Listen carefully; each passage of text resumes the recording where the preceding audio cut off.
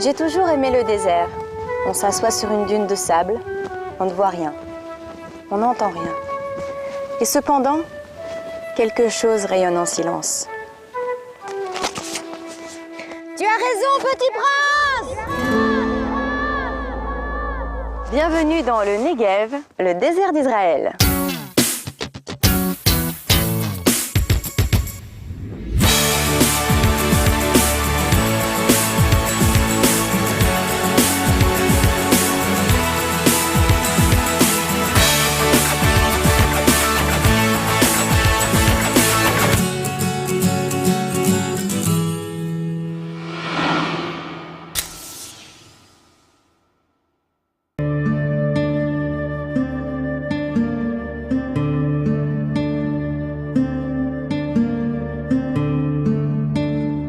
Écoutez ce silence, c'est celui du désert. Un pur moment de bonheur accessible seulement à 2 heures de Tel Aviv ou encore de Jérusalem. Vous respirez un grand coup et hop, vous êtes apaisé. Mais vous me connaissez, j'ai envie de découvrir les alentours. Alors regardons un peu ce qu'il y a à faire.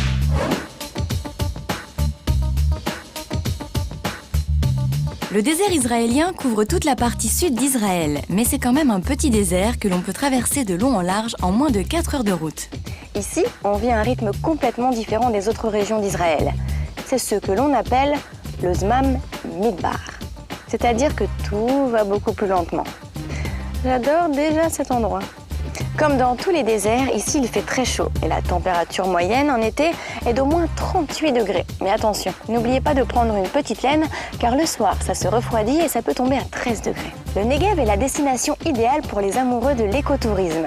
Balade à vélo, méditation dans la nature, sites archéologiques et évidemment les formidables rencontres que l'on peut faire dans le désert. Il y a de nombreux phénomènes naturels dans le Negev, mais le plus impressionnant de tous, c'est sans doute celui de la mer Morte. Le point le plus bas du monde avec une concentration en sel importante qui permet de flotter à la surface de l'eau.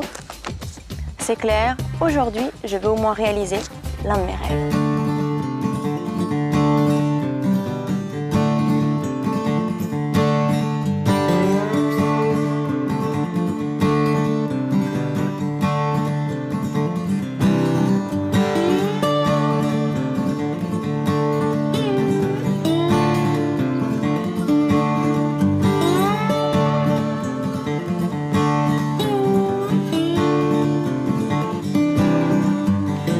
Je me trouve dans la mer Morte et attention surprise, ici on flotte complètement sans faire aucun effort car ici la mer est tellement salée que l'on flotte et on va en savoir plus tout de suite avec ma nouvelle copine Martine. Ça va? Oui, bonjour, ça va très bien. Et toi? Ah bah moi super bien, on peut pas être mieux qu'ici, tout est beau, tout est incroyable. Ah oui, on est à l'endroit le plus bas de la Terre. On est actuellement à moins 427 mètres.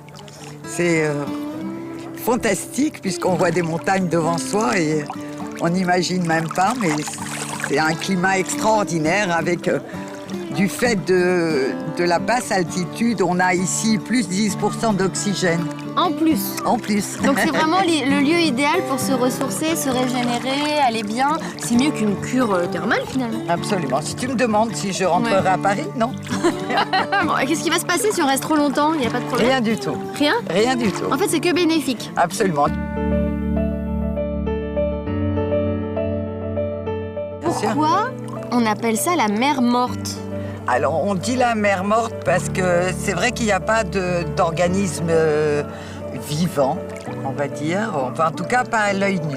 Il n'y a pas de poisson ici, non. Il n'y a pas de poisson. Des micro-organismes.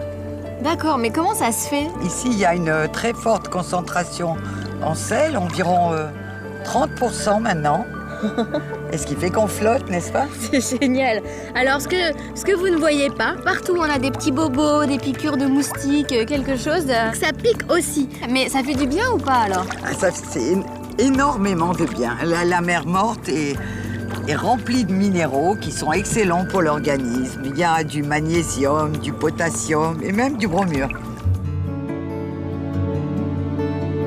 Bon alors, on est dans un lieu qui a failli être une des 7 merveilles du monde quand même. Oui, alors on a participé à cette compétition Malheureusement, nous n'avons pas gagné. Nous sommes arrivés à la 10e place.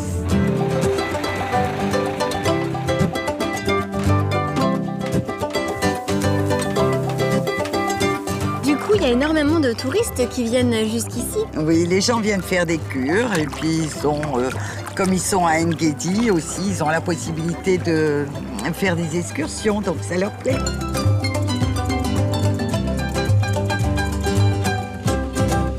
J'ai l'impression que ma peau, elle est déjà plus douce là. Ah oui, c'est vrai, déjà très douce, mais tu vas voir quand on va les mettre la boue, ça sera encore plus doux. La boue? Oui, viens avec moi.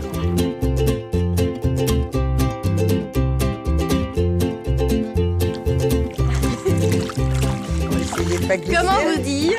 La boue, ça glisse. Je vois pas trop ce que c'est que les traits là. Ça me rappelle les arbres en fait, les âges des arbres. Alors tu vois les différentes couches, en fait c'est du sel.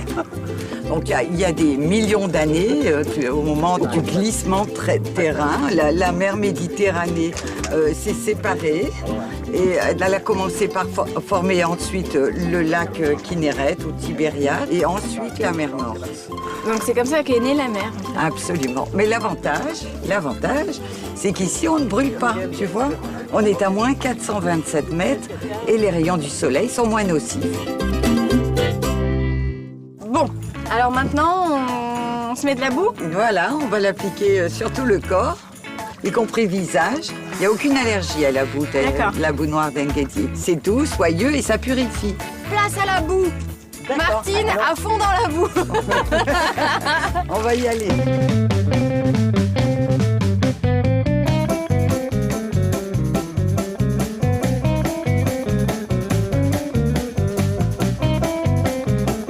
Et maintenant, on sèche comme des lézards au soleil. Absolument. Allez. Bon, et une fois qu'on est bien sec, on va se rincer. Martine, on va se dire au revoir en se serrant dans les bras. Vous êtes d'accord? D'accord. Pas trop près quand même. Non, on va faire comme ça. À l'ancienne. Allez, au revoir.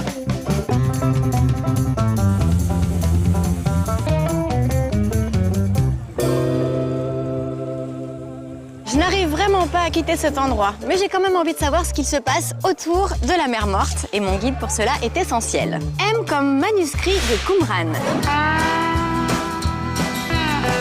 À 5 km de la mer Morte se trouve le site archéologique de Qumran, là où ont été découverts les manuscrits de Qumran, l'un des plus grands trésors de l'archéologie. Juste derrière moi, vous pouvez voir certaines des grottes où les fragments des manuscrits ont été découverts. Il s'agit de l'une des plus importantes découvertes sur l'histoire du peuple juif, car elle nous permet de comprendre ce qu'était le judaïsme à l'époque du Second Temple. C'est ici que les manuscrits témoignant du monde juif et de la littérature juive ont été trouvés dans ces grottes. C'est assez exceptionnel et même d'ailleurs unique dans l'histoire d'Israël. Ces rouleaux ont pu être conservés dans de grandes jarres en argile, notamment grâce au climat sec de la région de la mer Morte. Aujourd'hui, les manuscrits sont exposés au sanctuaire du livre du musée d'Israël.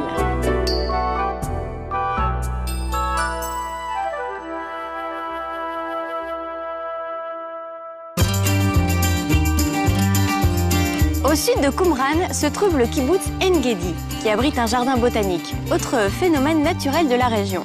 Mais vous imaginez un jardin botanique en plein milieu du désert?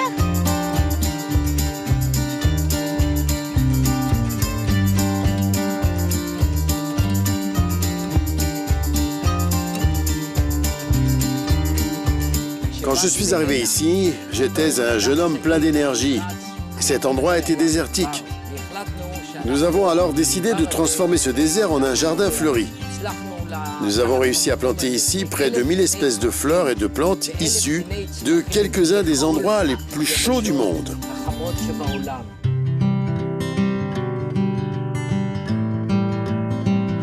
Bon, et si toutefois vous insistez pour connaître le secret de beauté du jardin, eh bien, les habitants d'ici vous diront qu'ils les bichonnent tout simplement avec beaucoup d'amour.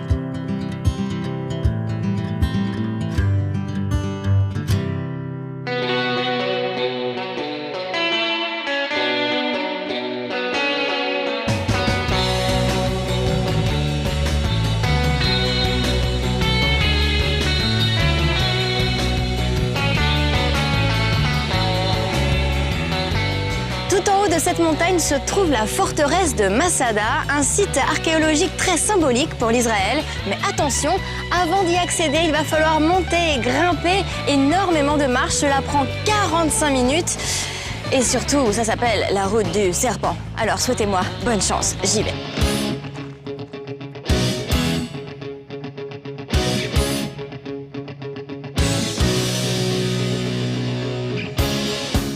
J'en peux plus. C'est trop difficile. Je vous rappelle quand même qu'il y a 45 minutes de montée, 900 marches au total. Allez, encore quelques marches et c'est bon.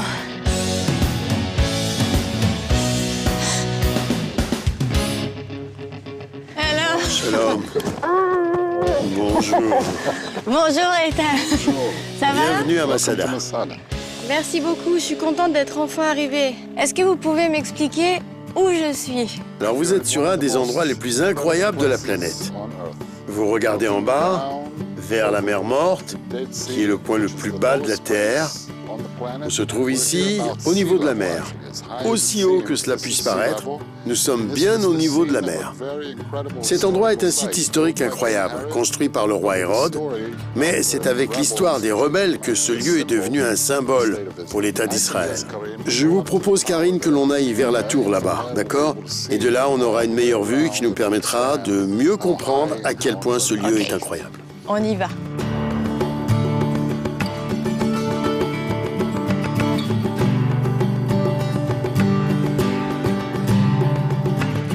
C'est une tour qui, d'après ce que l'on sait, était bien plus élevée que ce qu'elle est aujourd'hui. Peut-être qu'on y envoyait des messagers vers Jérusalem en allumant un grand feu pour envoyer des signaux d'avertissement vers Jérusalem. En allumant un grand feu qui puisse être aperçu à partir de Jérusalem. C'est le seul endroit au monde où l'on peut voir un siège romain intégral, toujours intact. On est quand même en plein milieu du désert. Alors pourquoi ils ont voulu conquérir cet endroit et comment on vit ici? Il était prestigieux de conquérir Masada, parce qu'elle était une des forteresses les plus impressionnantes de l'époque. Mais vivre ici n'était pas simple. Il fallait tout d'abord résoudre le problème de l'eau. Et si on n'a pas d'eau dans le désert, on ne peut pas y rester. Mais Hérode, par son génie, a réussi à récupérer de l'eau de pluie qui tombait sur les montagnes en la faisant couler vers d'énormes citernes. Il y avait au total 40 000 mètres cubes d'eau ici, à Masada.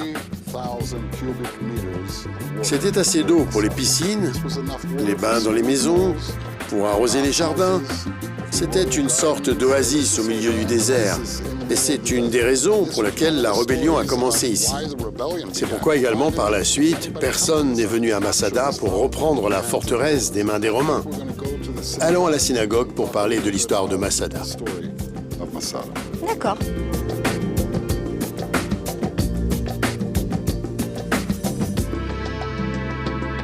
Pourquoi il y a une ligne comme ça sur pratiquement tous les murs?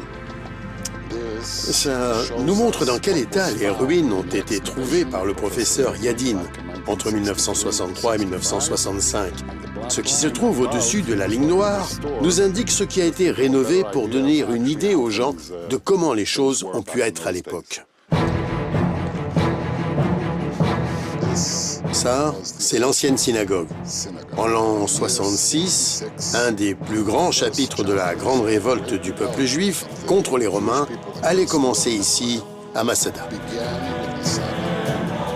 Les Romains ont compris qu'il fallait reprendre Masada. Elle était la plus grande forteresse de l'époque. L'empereur Vespasien envoya 7000 soldats et ils se sont dispersés tout autour de la montagne en 8 camps. Les Romains ont alors bâti une rampe pour atteindre le sommet. Quand ils ont achevé de bâtir cette rampe, ils ont apporté le même bélier qu'ils avaient utilisé pour pénétrer les murs de Jérusalem. Ils l'ont fait rouler sur la rampe et l'ont fait passer par-dessus le mur. Le chef des rebelles de Masada, un homme nommé Elazar ben Yair, il a pris tous les toits du haut de tous les bâtiments et les a placés derrière le point d'entrée du bélier. Les Hébreux au sommet n'avaient plus qu'une dernière nuit pour prendre une décision. Allait-il retourner en esclavage? Ou bien allait-il choisir une autre option? Et Lazare a fait un discours et il a convaincu les gens qu'il valait mieux préférer la mort plutôt que de redevenir esclave. Chaque homme a alors poignardé sa propre famille. Et quand les Romains sont rentrés le lendemain matin, prêts à prendre la place, ils ont découvert tous ces gens allongés.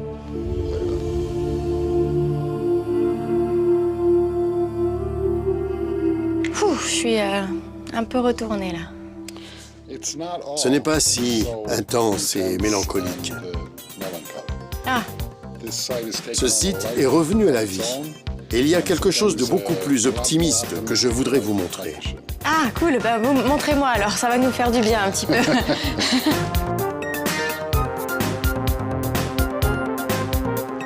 Ce site n'évoque pas seulement une histoire tragique. On vient ici également pour reprendre des forces, pour la vie. Nous avons 800 000 visiteurs chaque année. Et l'un des événements les plus incroyables qui ait été réalisé ici est la production de l'Opéra d'Israël jusque là-bas. L'année dernière, ils ont joué Aïda. Et cette année, ils vont jouer Carmen. Cet événement accueille 7500 personnes chaque soir. Il y aura environ 70 000 personnes qui se rendront à cet événement en une semaine. Dès qu'ils auront terminé, ils récupéreront tout le matériel et tout redeviendra vierge, comme si rien ne s'était jamais passé. Et tout ça en plein milieu du désert quand même. Merci beaucoup. Merci. Ça a été un plaisir. Et bonne continuation. D'accord.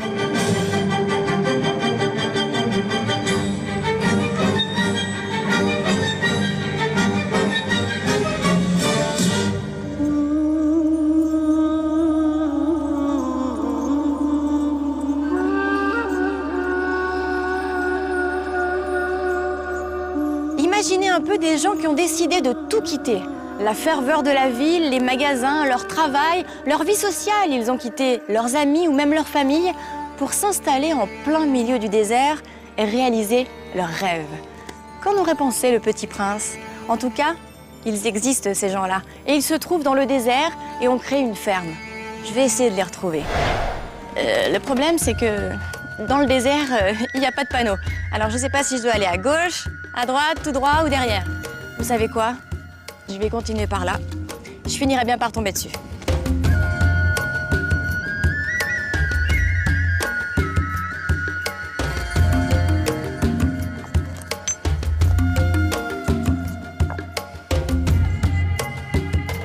Bonjour. Bonjour. Karine. Eyal. Là, je vous vois tout seul dans le désert avec votre chien, mais qu'est-ce que vous faites avec les pierres? Il s'agit d'une ancienne marque dans le désert. Comme les nomades, nous marquons les anciennes pistes en plaçant des pierres les unes au-dessus des autres. Ça n'affecte pas la nature et en même temps, on a une trace. Mais comment vous faites? Parce que moi, j'ai l'habitude en ville d'avoir tous les magasins à disposition. Et si j'ai faim, si j'ai soif ou quoi que ce soit, je peux me servir. Ici, on n'a rien. C'est un problème parce que tout est loin. Nous devons donc organiser beaucoup de choses, avoir des stocks en permanence. Et quand nous avons besoin de quelque chose, nous allons à la grande ville, à Beersheba, qui est à 1 heure d'ici, et nous prenons tout ce dont nous avons besoin. Comment vous faites pour vivre? La principale ressource est la culture du raisin. Nous avons planté des vignes au fond de la vallée. Et maintenant, c'est le meilleur moment de l'année. Quand tout est beau et vert, nous attendons la récolte du mois d'août.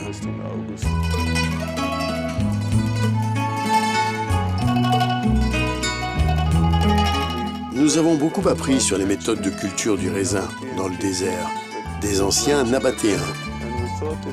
Et nous avons pensé qu'il pourrait être intéressant d'essayer la même chose. Aujourd'hui, si vous voulez, on peut aller là-bas et travailler un peu. Oui, je veux bien. On y va, oui.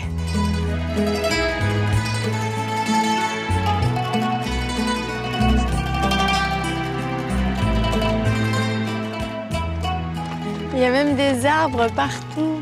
C'est de la verdure. J'ai l'impression d'être en pleine ville, alors que je suis en plein milieu du désert. Il y a même des fruits. Oui, c'est une grenade. Une grenadine. En hébreu, on Grenadine, appelle ça rimon. Rimon. Vous avez énormément d'arbres fruitiers ici. Vous en avez combien et quel type de fruits? Nous avons des pêches et des abricots et des citrons, des dattes et des amandes. Et la plupart des fruits, on les fait pousser ici. En fait, c'était vraiment un rêve de vous installer ici parce que nous, en ville, on rêve souvent de s'évader, de faire autre chose, de changer de vie. Vous l'avez fait. Je déteste la ville. Je l'ai donc quittée quand j'avais 16 ans. Et puis, nous sommes arrivés dans le désert et nous avons pensé que ce serait l'endroit idéal pour nous. Et puis, c'était un rêve de construire une ferme, de cultiver la vigne et de planter tous ces fruits ici. C'est le paradis sur terre ici. Il n'y a aucun bruit venant de l'extérieur, pas de voiture, pas de pollution. On entend un coq, un chien, un oiseau. C'est tout vert et on n'est pas embêté par qui que ce soit. C'est incroyable. C'est juste incroyable.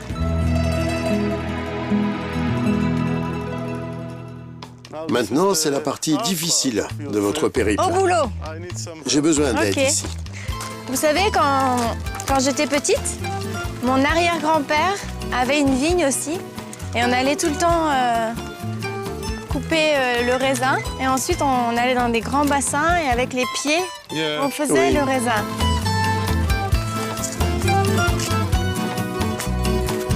Parce que c'est un désert et qu'il n'y a pas assez d'eau, nous devons prendre quelques-unes de ces branches afin de donner plus de force à ces vignes.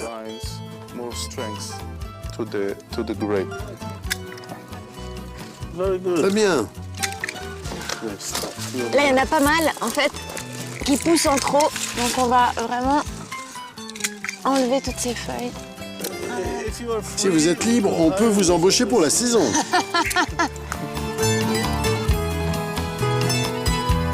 Actuellement, il s'agit du merlot. Les Français et le merlot vont très bien ensemble.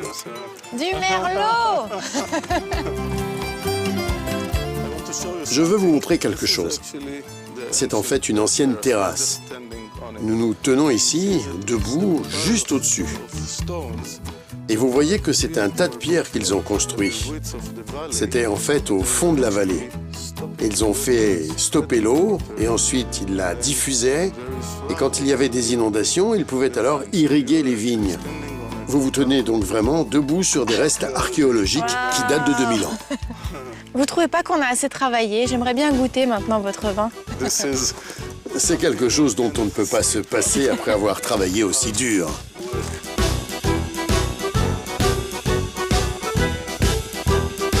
Waouh! Merci d'avoir préparé tout ça. Pour Ah, de moi. rien, de rien. Ok. Du vin, bien sûr. Vous parlez français. Alors voici du vin. Et le Negev, le désert. Il y a 3 ans, j'ai envoyé ma fille prendre des échantillons de raisins afin de voir si nous pouvions procéder à des récoltes. Elle était un peu paresseuse et elle n'a pas apporté suffisamment d'échantillons. Et nous, de notre côté, on pensait que c'était le moment opportun pour procéder aux récoltes. Nous avons amené beaucoup d'amis pour nous aider, pour récolter beaucoup de raisins. Et soudain, j'ai vu que les raisins n'étaient pas mûrs. Je me suis retrouvé d'un coup avec plusieurs tonnes de raisins qui n'étaient pas mûrs pour le vin. J'ai réfléchi à ce que je pouvais faire avec. J'ai fait une expérience et j'ai produit un vin très léger. Et il a tellement marché que maintenant, je répète cette erreur chaque année. Ce sont des vins très connus et très importants. J'aurais jamais pensé qu'ils auraient pu être produits ici dans le désert. On devrait donc le goûter. Ok. Santé. Ah, Echaim. C'est très très bon. Bravo. Merci. Tout vient de la ferme en fait. Pas tout. Certains produits viennent de la ferme et d'autres nous sont donnés par des amis. Ah, il y a d'autres fermes à côté? Oui, ils font du fromage de chèvre. Et j'ai un ami qui produit de l'huile d'olive. Il y a combien de personnes au total en fait dans toutes les fermes que l'on trouve dans le désert? 25 familles. 25 familles qui vivent au paradis. Je crois que c'est nous les fous qui vivons dans la ville avec le bruit. Vous avez de la chance. Peut-être que je vais rester avec vous. Si je peux dormir chez vous? Oui, il y a des petites maisons pour des bed and breakfast. Les gens qui aiment le désert peuvent donc venir ici et se relaxer sur un hamac ou bien s'asseoir dans cette petite piscine de roche avec un petit verre de vin local et profiter du désert. Ça, c'est de vraies vacances reposantes pour le coup. Alors désolée, je goûte tout, mais c'est trop bon. Imaginez que tous ces produits sont fabriqués dans le désert par ces familles. C'est juste impensable, incroyable. Merci beaucoup encore une fois.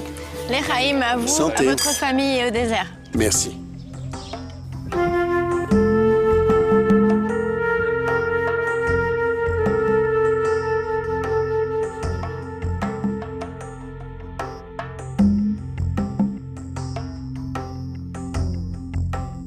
Je suis en plein milieu du désert du Negev et je vous avoue, je commence vraiment à fatiguer. Mais je viens de voir des chameaux là-bas et j'espère qu'il reste une petite place pour moi. Ouh!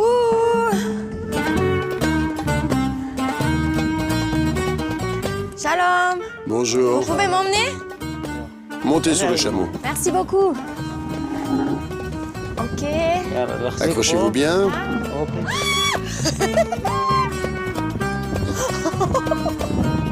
Ok, on y va!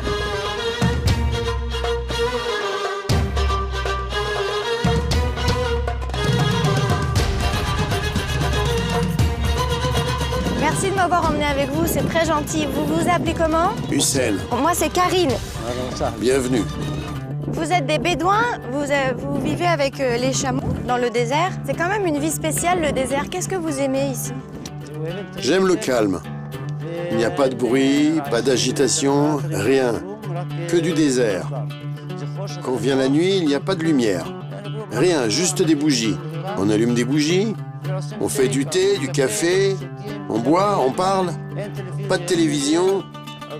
On travaille, on fait marcher les chameaux, on vit notre vie de nomade. On marche, on passe une nuit dans un endroit différent à chaque fois. Oui, c'est comme ça. C'est comme ça qu'on vit. Les chameaux peuvent vivre des mois et des mois dans le désert sans rien, c'est ça? Quand il trouve de l'eau, il boit beaucoup d'eau, environ 200 litres. Il se gonfle d'eau et il peut tenir longtemps.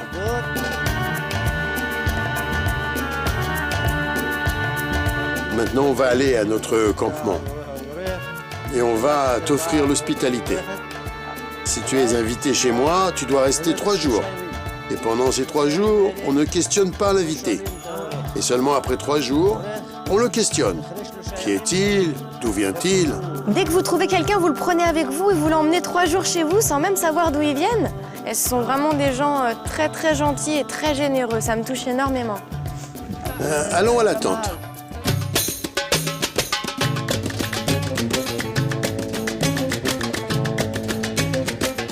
Bienvenue. Salam alaikum. Salam alaikum. Salam. Salam. Bonjour. Bonjour. Salam alaikum.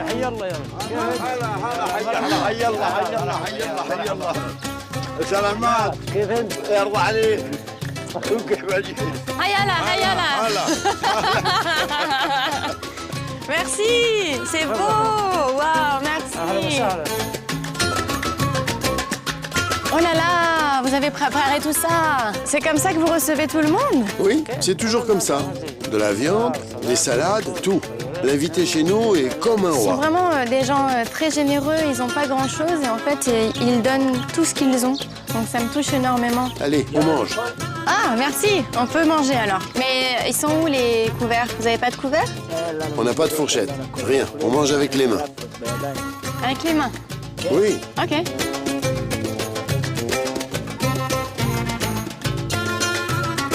C'est bon.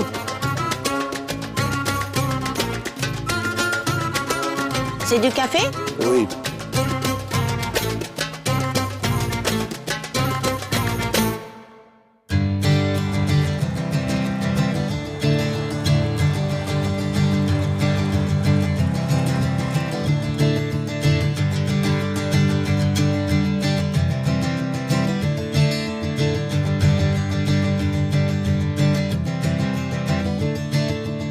J'ai fait du chameau et maintenant c'est au tour du vélo. C'est parti!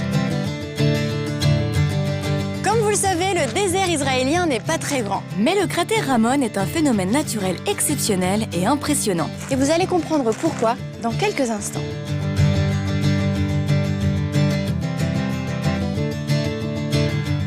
Bonjour Asaf. Bonjour Karine. Comment Ah, allez-vous? ça va, merci. Et vous? Ça va très bien. Pourquoi vous m'avez donné rendez-vous ici? Vous pouvez voir par vous-même. C'est l'endroit le plus beau d'Israël, peut-être même le plus bel endroit du monde.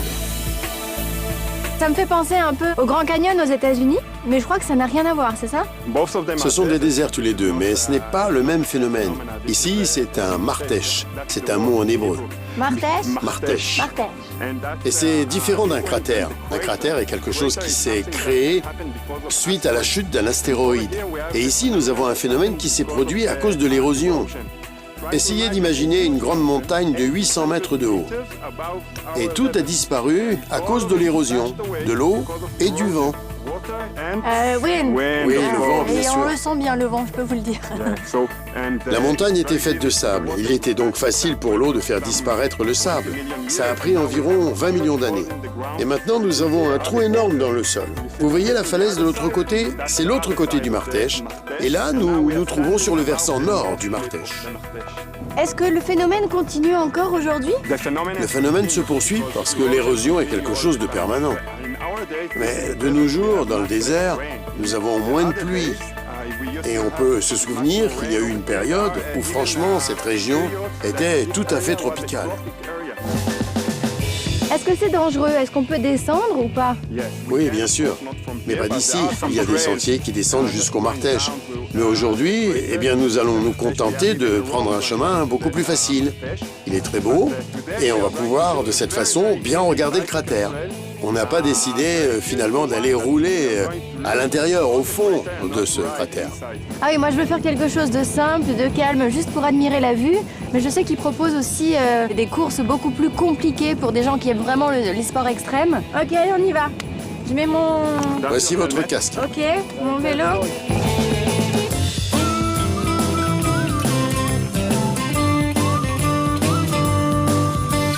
C'est immense. Combien de kilomètres ça fait tout ça? Ce cratère fait 42 km de long.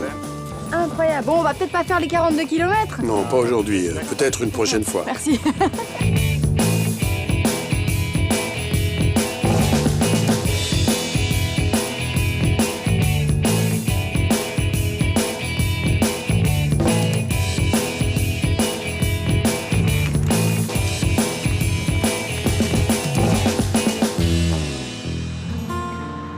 Allez, venez, Karine. Asseyez-vous. Oh, merci. On a beaucoup roulé et pourtant ça va, je me sens bien. Je pensais pas pouvoir tenir autant en plein été dans le désert comme ça avec ce soleil. Alors comment ça se fait qu'on tient aussi bien? Eh bien, par ici, il n'y a pas beaucoup d'humidité. Eh bien, qu'il fasse très chaud, on ne transpire pas. C'est très sec. Et c'est idéal pour faire du sport. Même en pleine journée. J'ai une surprise pour vous. J'adore les surprises. Vous vous demandez sans doute pourquoi j'ai un sac aussi gros. Eh bien, je vais commencer pour vous une petite histoire. On a l'habitude de dire qu'il y a 3 raisons pour lesquelles une personne doit boire du thé au milieu de la journée. La première, c'est qu'il en a besoin. La deuxième, c'est parce qu'il est arrivé dans un bel endroit. Et la troisième raison, et la meilleure, c'est la combinaison des 2 premières. J'espère donc que vous avez besoin de thé parce que nous sommes dans un bel endroit. Alors, buvons Et en du thé. plus, je suis bien accompagnée. 4e raison. J'ai apporté des tasses spéciales Oh, trop mignon. et une herbe spéciale que nous avons cueillie. De la menthe. Et... Ah, des cookies! Entre nous, j'ai bien mérité des cookies quand même. Hein, bon. Je m'attendais pas du tout à ça. Dans cet endroit, dans le désert, et après avoir fait du vélo, c'est vraiment super sympa. c'est un plaisir de sortir et de se détendre. Boire du thé, manger des biscuits. Ils ont été faits spécialement pour vous.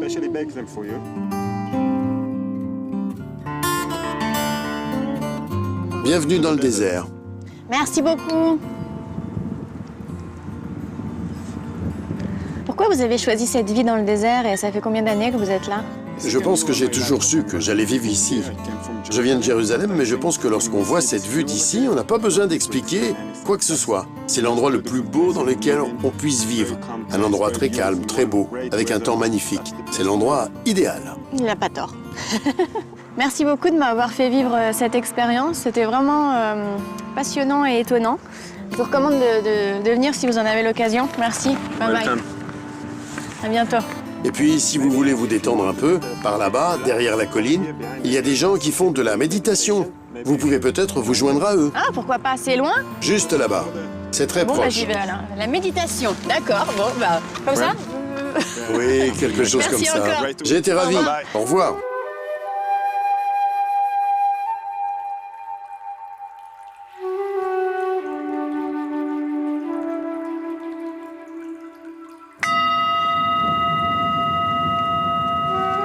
Tenez votre dos bien droit. Faites rouler vos épaules. Excuse me. Excusez-moi. On m'a dit que c'était bien de venir faire de la méditation avec vous. Je suis désolée de vous déranger. Est-ce que je peux venir? Merci.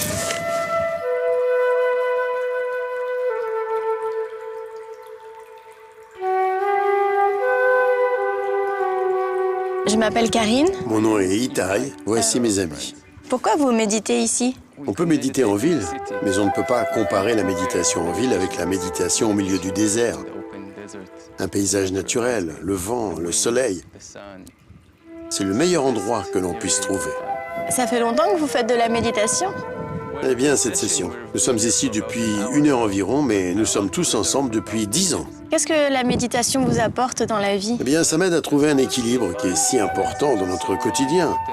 Tous les drames, ces choses qui se passent, les mauvaises choses. Lorsqu'on médite, on apprend à accepter toutes ces choses plus facilement. On évite de se disperser. C'est courant de méditer en Israël? Eh bien, je pense qu'en Israël spécialement, plus de gens devraient méditer. Mais de toute façon, je pense que ça prend de l'ampleur chaque année. Je pense qu'il y a de plus en plus de personnes qui découvrent les choses si spéciales qu'apporte la méditation. Est-ce que vous pouvez donner un exemple à ceux qui nous regardent pour méditer chez eux? La chose la plus importante est d'être confortable. S'il vous est difficile de croiser vos jambes, vous pouvez même vous asseoir sur une chaise. Mais le dos bien droit. Gardez votre cou bien droit aussi. Fermez vos yeux et commencez à vous concentrer sur votre respiration. Vous pouvez faire ça juste 2 minutes. Vous méditez quand même. Mais vous verrez que dès que vous commencez à vous concentrer sur votre respiration, vos pensées vont vous distraire. Revenez à votre respiration, restez constant, c'est tout ce que vous avez à faire. Donc la respiration, c'est le plus important. Oui, juste une respiration naturelle, qui rentre et qui sort. Qui rentre et qui sort. Concentrez-vous là-dessus, sans vous laisser distraire par vos pensées. C'est la seule chose à faire pour méditer.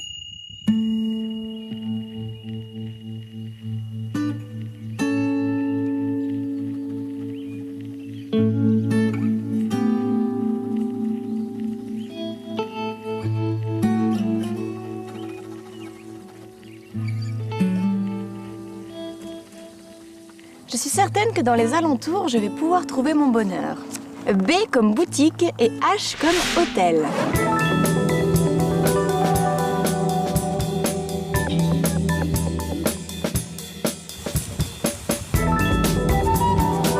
C'est à Mitzpe Ramon, la ville attenante au cratère Ramon, que se trouve l'hôtel Bereshit. Au cœur d'un paysage naturel d'une rare beauté, l'hôtel offre à ses convives un service de standard international et une piscine dans chaque chambre. Ça, c'est le rêve.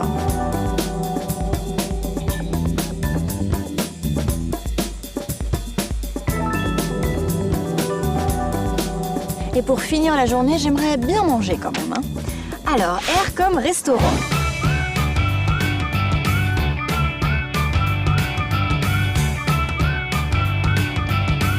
Chez Eugène, c'est un restaurant gastronomique où son patron, un Français, a décidé de combiner ses deux passions, la gastronomie et le désert, en intégrant des ingrédients locaux issus du désert.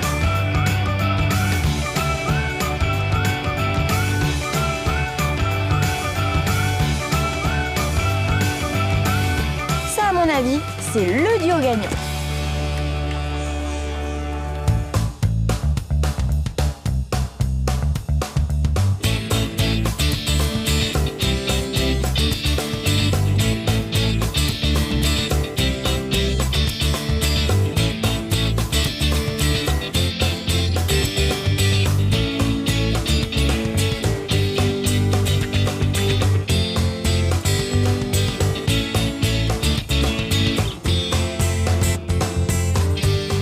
trouve à l'extrême sud d'Israël, à Eilat, à seulement 1 heure de vol de Tel Aviv. Alors Eilat, c'est une station balnéaire très prisée, non seulement pour ses belles plages, mais aussi pour son ambiance festive et surtout car elle se situe au bord de mer. On peut donc y trouver les coraux magnifiques de la mer Rouge. L'avantage ici, c'est qu'il fait beau toute l'année. Vous êtes prêts à plonger avec moi? On y va!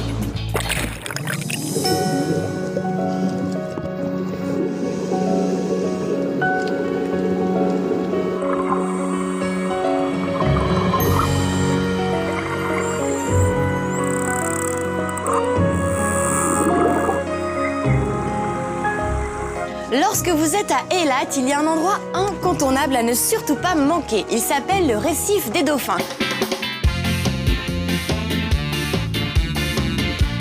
C'est comme si par exemple je vous disais, vous êtes à Paris et vous ne pouvez pas manquer la Tour Eiffel. Bienvenue donc au récif des dauphins. Vous allez pouvoir nager avec les dauphins dans leur milieu naturel. Un vrai bonheur, c'est parti.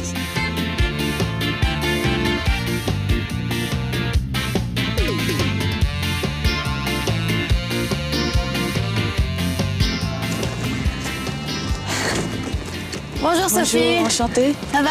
Ça va bien et toi?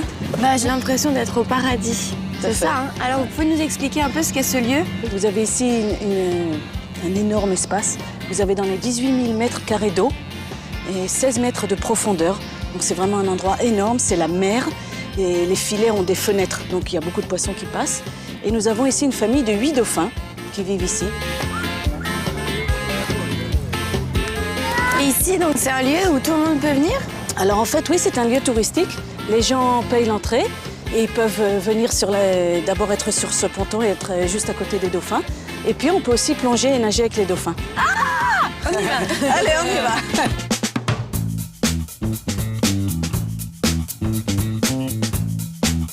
C'est quoi ça? Alors ça, en fait, chaque entraîneur, il a son nom. Quand on veut leur dire qu'on est là, en fait, ça veut dire que Sophie est là. Elle s'appelle Dana. Dana, c'est une dauphine, c'est une très bonne copine à moi. C'est une des adultes qui est arrivée de mer Noire. Hoppa! Il y en a un qui arrive, il y en a un autre. Ça, c'est Raja. Salut, toi! Tiens, tu peux mettre la main à côté de moi. Salut, toi! Bonjour! Grâce aux dauphins, vous aidez aussi des enfants malades, c'est ça? Et en fait, ce qu'on fait, ça s'appelle un support moral pour des enfants autistes, trisomiques, avec toutes sortes de problèmes. Et on les amène ici pour un programme d'1 an. Et ce qu'on leur fait, on les amène sur la plateforme ici jouer avec les dauphins et on les amène aussi nager avec eux dans l'eau. Et vous sentez vraiment une amélioration? Au moins, ils s'amusent, ils font quelque chose de différent. Et par exemple, une fille qui est arrivée avec selective mutism, c'est-à-dire qu'elle parlait que à sa mère à la maison, à sa mère et à son frère. Sa maman, qui l'avait envoyée chez des psychologues et tout, ne savait plus quoi faire. Et elle me l'a amenée ici, je lui ai dit, quand j'ai vu son regard, je lui ai dit, est-ce que tu veux voir les dauphins? Quand j'ai vu son regard briller, je me suis dit, ça va marcher. Et j'ai dit à sa mère, si en un mois ça marche pas, c'est pas la peine de continuer, aller ailleurs, aller chercher d'autres thérapies. Et ce qui s'est passé, c'est que très vite, elle a nagé ici avec les dauphins, elle s'est fait une amitié folle avec une des dauphines ici, avec Shai. Et très vite, elle a commencé à parler à ses copines, sa maman s'est plainte qu'elle avait plus le téléphone à la maison. Très vite, elle a repris sa vie. C'est génial.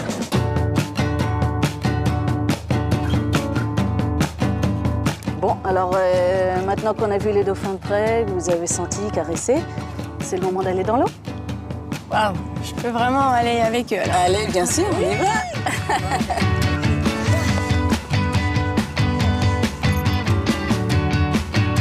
Je vous présente Adi, c'est avec elle que je vais plonger. Elle est mignonne, hein?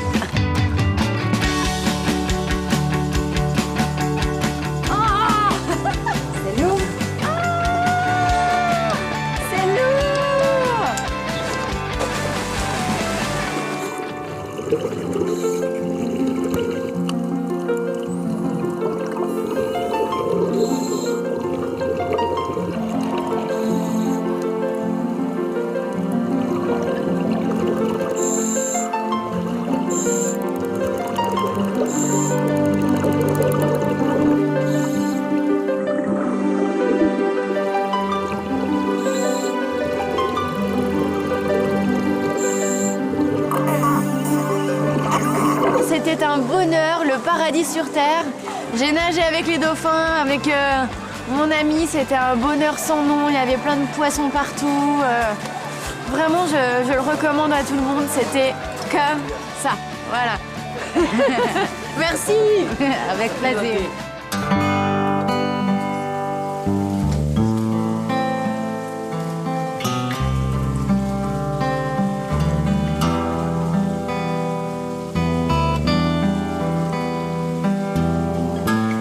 Le récif des Dauphins propose aussi à ses visiteurs une expérience particulièrement relaxante dans ses piscines où l'on peut se faire cajoler par l'équipe du spa.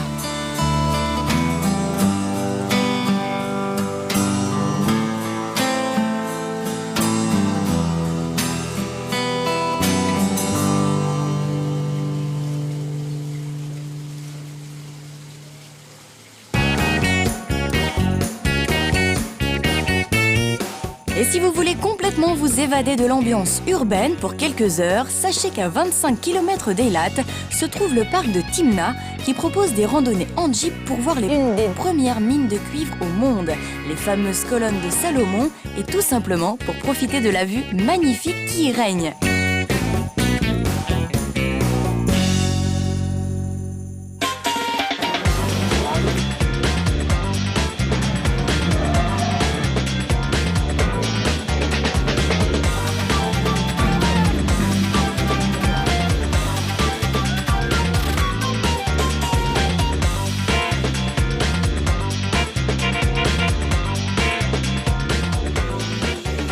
Il faut savoir qu'Eilat, ce n'est pas qu'une station balnéaire avec la mer, le sable et le soleil. La vie nocturne est très présente ici. Il y a énormément de festivals, comme par exemple le festival de danse orientale, le festival de jazz ou encore le festival de musique classique. Et si ça ne vous suffit pas, eh bien, toute la nuit, tous les bars sont ouverts avec en plus des musiciens en live. Bref, Eilat, c'est aussi une ville de la fête.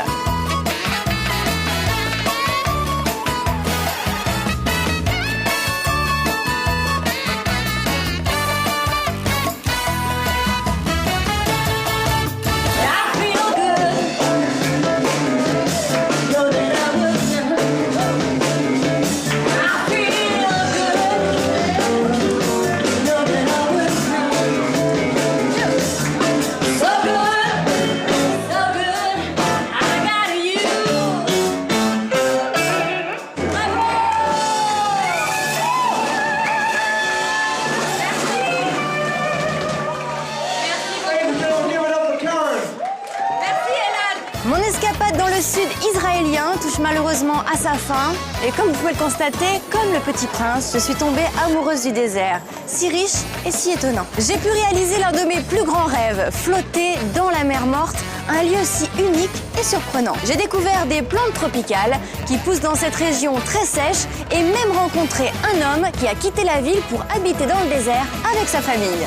Je n'oublierai jamais, bien sûr, la fameuse route du serpent et mon heure de marche pour découvrir la fameuse forteresse de Masada, ainsi que ma balade à chameau et bien sûr ma rencontre avec les Bédouins qui ont été plus que chaleureux. Sur le splendide cratère Ramon, un lieu unique au monde, j'ai eu la chance de pratiquer le VTT en bonne compagnie. De plus, j'ai médité et cela a permis de me ressourcer. À Eilat, j'ai pu réaliser mon deuxième plus grand rêve, nager avec les dauphins. Et j'ai aussi découvert une station balnéaire très agréable et pleine de vie. Croyez-moi, je reviendrai prochainement. À bientôt.